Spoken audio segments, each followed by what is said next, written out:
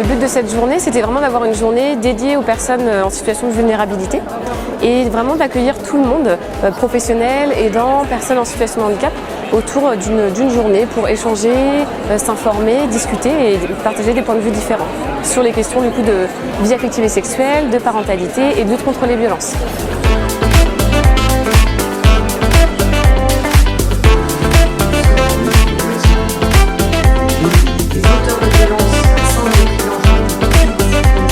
Donc la première, c'était vraiment sur les violences, vraiment la question de l'accompagnement des personnes en situation de vulnérabilité.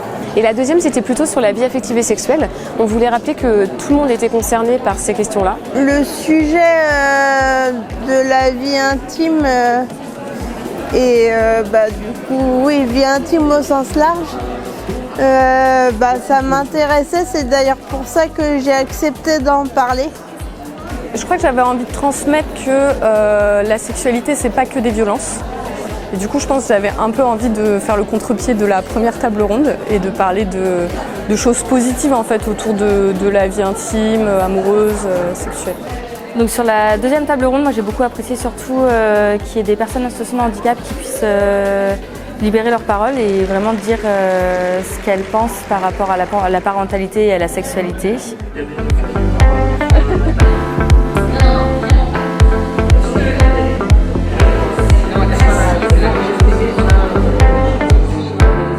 Il y avait 8 ateliers au total, 4 ateliers qu'on a voulu un petit peu plus mixtes pour vraiment partager les regards entre les personnes en situation de handicap et leurs aidants, professionnels comme familiaux.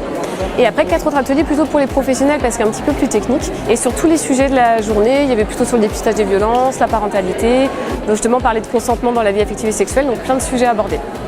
Du coup, c'est pour m'enrichir au niveau de tout ce qu'il peut y avoir en outils sur la sexualité, la vie intime, parce que du coup, on est en train de développer des ateliers en ce sens, à la demande des personnes que l'on suit.